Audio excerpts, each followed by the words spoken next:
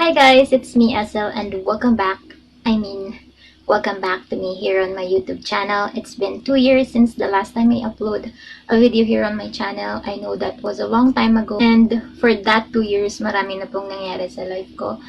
But for now, I'm just so excited to share with you guys kung ano yung na-transform kong damit and sobrang na-miss ko to yung may episode na old clothes transformation, kaya ibabalik po natin siya in 3, 2, 1. Hi guys, it's me Esel and welcome back to another episode of Old Clothes Transformation. For today's episode, I'll be transforming this old sweater into something new. So, nakuha ko tong sweater na to sa lola ng husband ko. Actually, ginagawa siyang pansapin for the ice crusher kasi maganda siya for absorbing water. And nakita ko siya, the fabric is actually nice and nakaisip agad ako ng magandang damit for that. Kaya hiningi ko po siya. Don't worry, nilaban muna natin siya bago natin tahiin and suotin.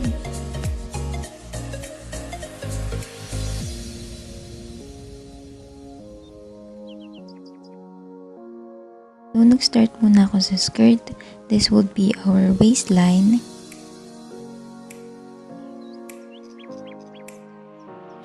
Then, cut natin siya dito.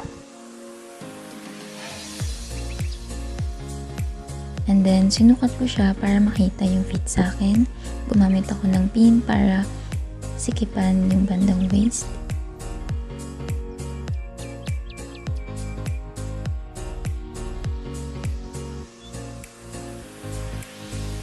And para naman sa laylayan, ipo-fold lang natin siya and then tatayin na rin natin.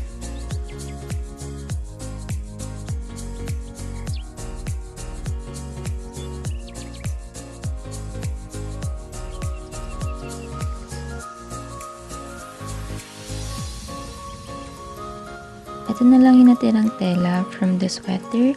Tatanggalin ko lang yung tahi sa side ng sleeves.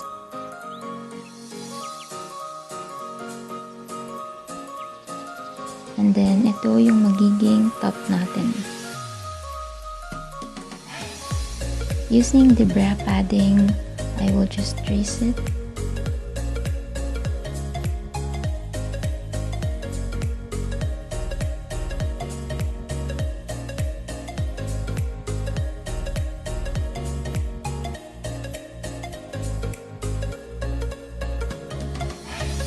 For the lining, i-fold lang natin yung design ng top and then iti-trace din natin siya sa panibagong fabric.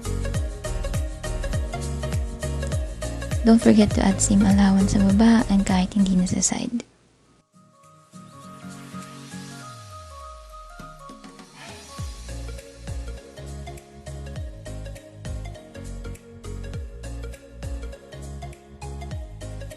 And since ito na lang yung fabric na meron tayo or natira dun sa sweater, gagamit ako ng ibang fabric, which is the Gina cloth. Ito yung pinag-cover ko sa machine ko. And actually, this is an old PE uniform.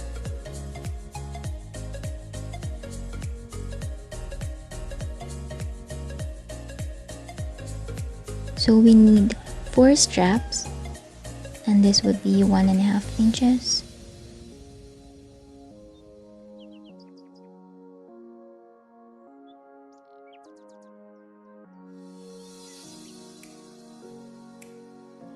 Para naman sa pagtatahi ng strap, ipa-fold lang natin siya into 1, 2, and 3 folds. And then tatahiin na natin siya.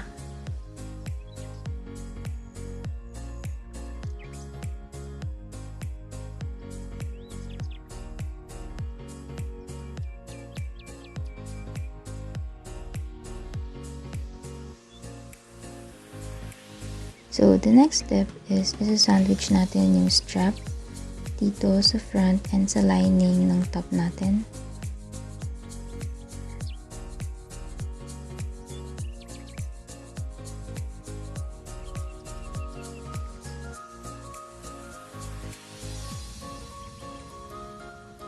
So, same din yung gagawin natin sa strap sa side, isa-sandwich din natin.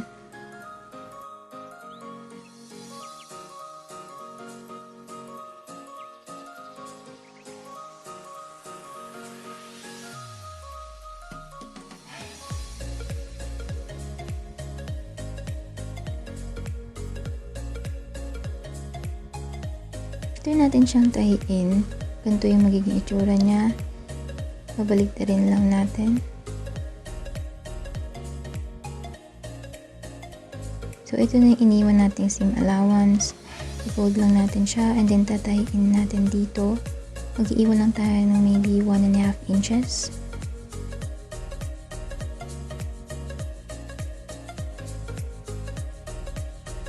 After that, pagduduktungin na natin yung center ng top natin.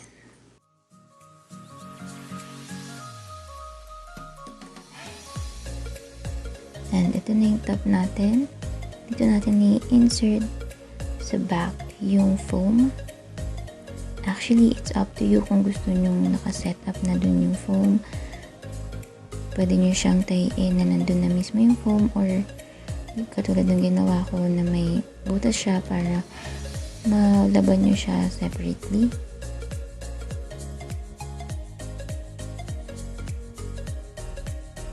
So, the last part is to clean yung mga excess na sinulid niya and dito sa side.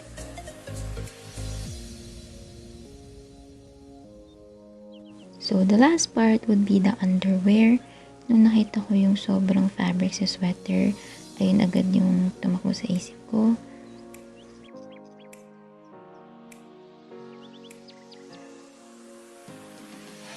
Based on my measurement, my torso is 24.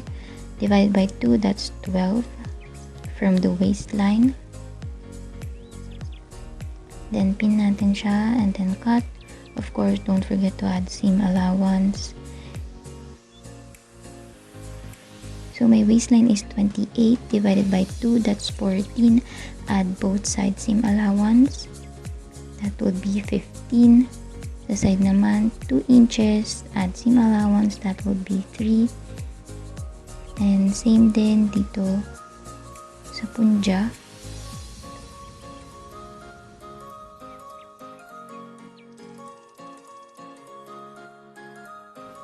Then, cut nyo lang siya pa curve.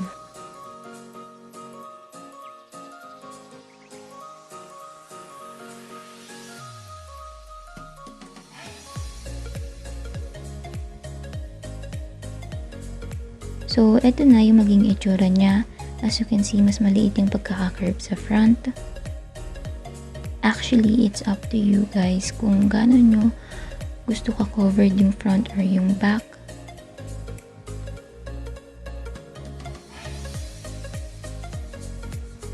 And as you can see, yung fabric natin is manipis. Kaya kailangan natin ng lining for this. So, same fabric yung ginamit ko, which is the Gina.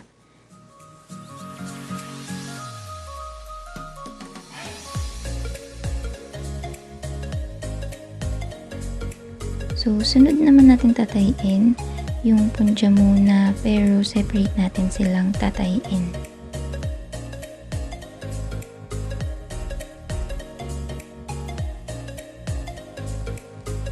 So next, papapatungin lang natin siya both wrong sides. And then, ipipin natin yung side na to. And, ito lang muna yung tatayin natin.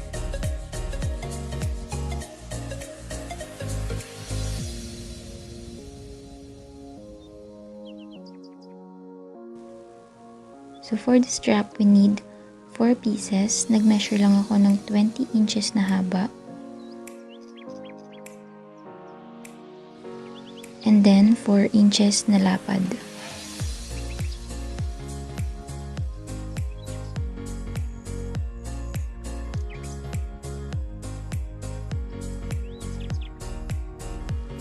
So, ifo-fold lang natin siya.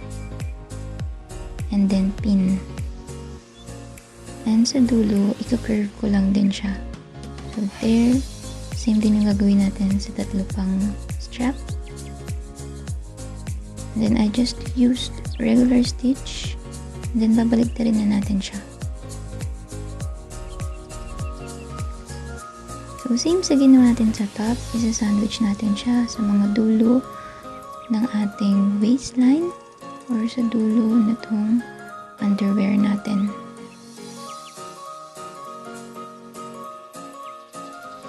After natin matahi, babaliktarin natin siya. So, ganito na yung magiging itsura niya. As you can see, hindi pa tapos yung waistline. And that will be the last part. I-fold lang natin siya paloob. And then pin. So, the pin will help you para hindi mag-move yung fabric habang tinatahi mo siya.